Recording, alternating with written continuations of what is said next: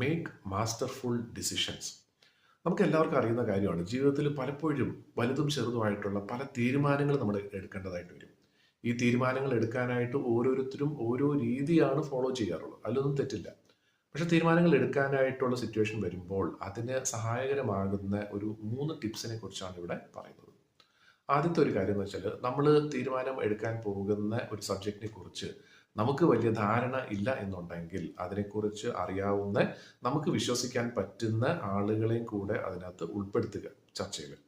അങ്ങനെയാണെങ്കിൽ തീർച്ചയായിട്ടും അവരിൽ നിന്നും നല്ല ഇൻപുട്സ് നമുക്ക് തീർച്ചയായിട്ടും കിട്ടുന്നതാണ്. രണ്ടാമത്തെ ഒരു കാര്യം, വളരെ പ്രധാനപ്പെട്ട കാര്യം എന്ന് വെച്ചാൽ ഒരു തീരുമാനത്തിൽ എത്തേണ്ടത് എങ്ങനെയാണ് എന്നുള്ള കാര്യത്തെക്കുറിച്ച് നമുക്ക് തീരുമാനിക്കണം. എന്നുവെച്ചാൽ ഉദാഹരണത്തിന് നമ്മളിപ്പോൾ ഒരു ഗ്രൂപ്പ് ഓഫ് ആളുകൾ ഇരുന്ന് ചർച്ച ചെയ്യുകയാണ്. എല്ലാവരും അവരുടെ പോയിന്റ്സ് പറയുകയാണ്. എല്ലാം കേട്ടിട്ട് അവസാനം നമുക്ക് കൂടുതൽ കൺഫ്യൂഷൻ ആവുകയാണെങ്കിൽ പിന്നെ ആ ചർച്ച കൊണ്ട് പ്രത്യേകിച്ച് ഗുണമില്ല. അപ്പോൾ തീർച്ചയായിട്ടും നമുക്ക് എത്താൻ പറ്റുന്ന എടുക്കാൻ പറ്റുന്ന ചില കാര്യങ്ങൾ എന്താണെന്ന് വെച്ചാൽ, ഒന്ന് നമ്മൾ ചർച്ച ചെയ്തതിന് ശേഷം ഒന്നുകിൽ അതിനെ എഴുതി വെക്കുക.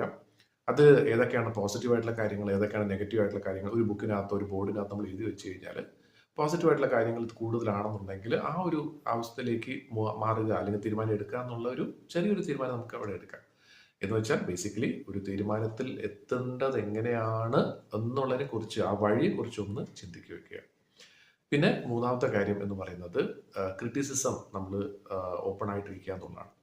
കാരണം പലപ്പോഴും കണ്ടുവരാറുള്ള ഒരു കാര്യം എന്ന് വെച്ചാൽ ഒരു ബോസ് ഉണ്ടെങ്കിൽ ആ ബോസ് പറയുന്ന കാര്യത്തെ അതേപോലെ അനുകരിക്കുന്ന അല്ലെങ്കിൽ സ്വീകരിക്കുന്ന ആളുകളാണ് കൂടുതലും ഇരിക്കുന്നത്. എന്നുവെച്ചാൽ ഒരാളൊരു കാര്യം പറഞ്ഞു എങ്കിൽ എല്ലാവരും പറയും ശരി, നിങ്ങൾ പറഞ്ഞ കറക്റ്റാണ്. അപ്പോൾ പിന്നെ അവിടെ ഒരു ചർച്ചയുടെ ആവശ്യമേ വരുന്നില്ലല്ലോ.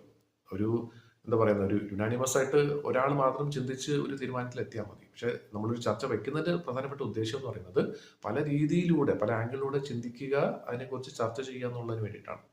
അപ്പം വ്യത്യസ്തമായ രീതിയിൽ ചിന്തിക്കാൻ പറ്റുന്ന, നമുക്ക് വിപരീതമായിട്ടും ഉള്ള രീതിയിൽ ചിന്തിക്കാൻ പറ്റുന്ന ആളുകളെയും കൂടെ ആ ചർച്ചയിൽ ഉൾപ്പെടുത്തി കഴിഞ്ഞാൽ നമുക്ക് പല പോയിന്റ് ഓഫ് വ്യൂവിൽ നിന്നും നമുക്ക് ചിന്തിക്കാനും എന്നിട്ട് നമുക്ക് നല്ലൊരു തീരുമാനത്തിൽ എത്താനായിട്ടും അത് സഹായിക്കും.